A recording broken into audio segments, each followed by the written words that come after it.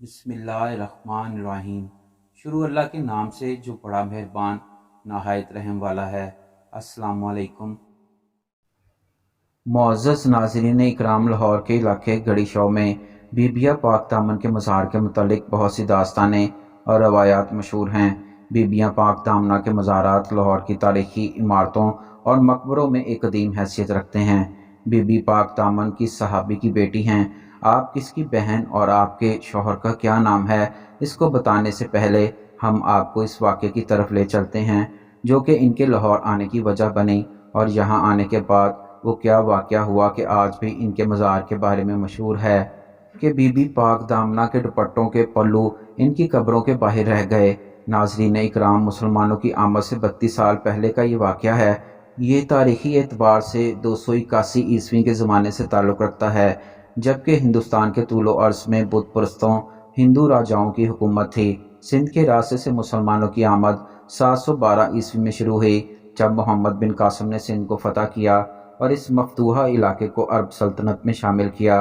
लाहौर में जहां आजकल बीबी पाक दामना का रोज़ा है, वहां 680 में एक टीला था जिसके गिरदोनवा में जंगल था, और यह जंगल दरिया रावी के किनारे तक चला गया था। इसी जंगल के करीब लाहौर की कदीम तरीन आबादी थी जो एक छोटी सी बस्ती की सूरत में थी, और इसी बस्ती पर एक हिंदू राजा हुकूमत करता था जिसका नाम बरमांतरी था या महाबरन था। इसके बेटे राजकुमार का नाम कुंवर बकर सहाय था। ये राजा और इसकी तमाम रियाया बुत परस्ती करती थी, और बस्ती में मंदिर थे जहाँ देवी और देवताओं की पूजा इस तरह होती थी जैसे कि आजकल हिंदू मंदिरों में पूजा करते हैं।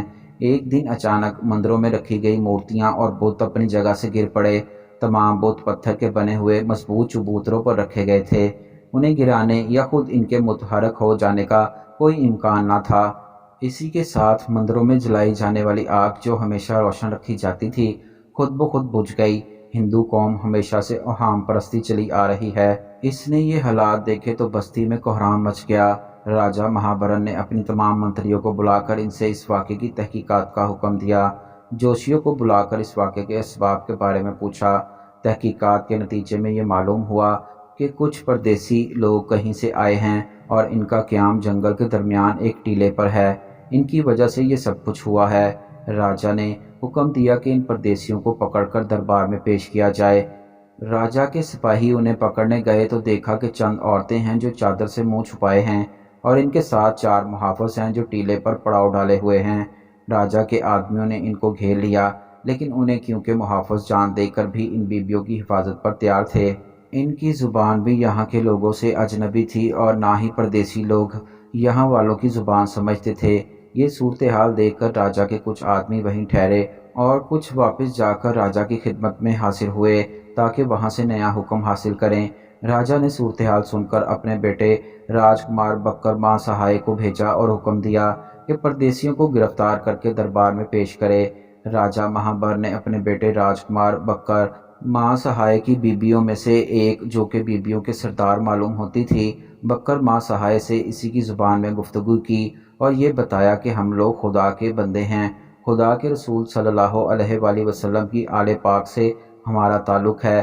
करबला में रसूलुल्लाह सल्लल्लाहु अलैहि वसल्लम का नवासा हज़रत इमाम हुसैन अलैहिस्सलाम शहीद हो गया है, और रसूलुल्लाह सल्लल्लाहु अलैहि वसल्लम की आल पाक को कैद किया गया है।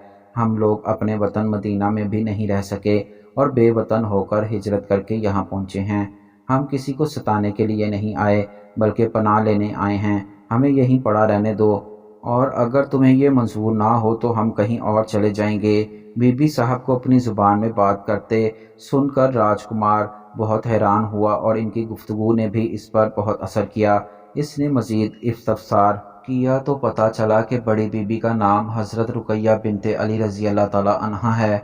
आप हज़रत इमाम हुसैन रज़ी अल्लाह ताला अन्हा की हकीकी बहन और मुस्लिम बिन अकील रज़ी अल्लाह ताला अन्हा के उक़द में थीं। आपके साथ आपकी नंदें यानी आपके शौहर की बहनें हैं। इनके साथ एक और बीबी जो है वो इनकी कनीज़ हलीमा है, जो तनूर पर इनके लिए रोटियां लगाती है। इनके साथ सिर्फ 4 मुहाफ़िज़ हैं जिनके नाम अबुल फ़ज़ल, अबुल फ़तह, अबू मुकाम और अब्दुल्ला हैं। 11 अफराद पर मुश्तमिल ये छोटा सा काफ़िला था جس کو گرفتار کرنے کی مہم پر راجکمار آیا تھا۔ راجکمار اپنے باپ کے حکم سے مجبور تھا، چنانچہ اس نے کہا کہ وہ راجا کے دربار میں انہیں لے کر جانے کے لیے آیا ہے اور لے جائے بغیر واپس نہیں جائے گا۔ اگر پردیسی لوگ راضی خوشی نہیں چلیں گے تو زبردستی گرفتار کر کے لے جائے گا، کیونکہ یہ اس کی مجبوری ہے اور وہ حکم کا پابند ہے۔ جب راجکمار نے یہ کہا تو بڑی بیوی نے غصے کی نظر سے اسے دیکھا، جس کی تاب نہ لا کر راجکمار بے ہوش ہو کر گر پڑا۔ راجکمار کے گرتے ہی راجا کے سپاہیوں نے جو گھیرے ڈالے ہوئے تھے حملہ کر کے سب کو گرفتار کرنا چاہا۔ اس وقت بی بی صاحبہ نے اللہ تعالیٰ کے حضور دعا کے لیے ہاتھ اٹھائے، اور اس سے پہلے کہ راجا کے سپاہی ان تک پہنچتے اور انہیں گرفتار کرتے، زمین اچانک پھٹی اور وہ پاک دامن بیبیاں اس کے محافظ خدام سب زمین میں سما گئے۔ یہ دیکھ کے راجا کے آدمی حیران ہو گئے اور خوفزدہ ہو کر پیچھے ہٹ گئے۔ راجکمار جو کہ بے ہوش تھا اسے ہوش میں لایا گیا۔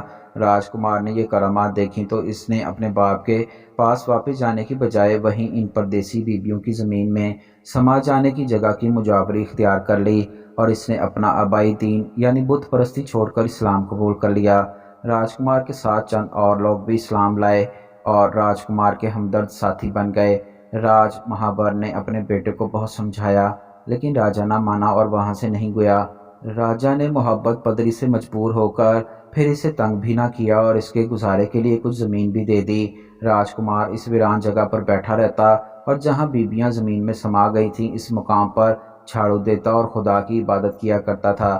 اس نے بیبیوں کی قبروں کے نشانات بنائے، اور کہا جاتا ہے کہ بڑی بی بی صاحبہ اس سے گفتگو کیا کرتی تھیں، اور زمین میں سے راجکمار کو ان کی آواز بھی آ جاتی تھی، اور جو بات پوچھتا تھا اس کا جواب بھی مل جاتا تھا۔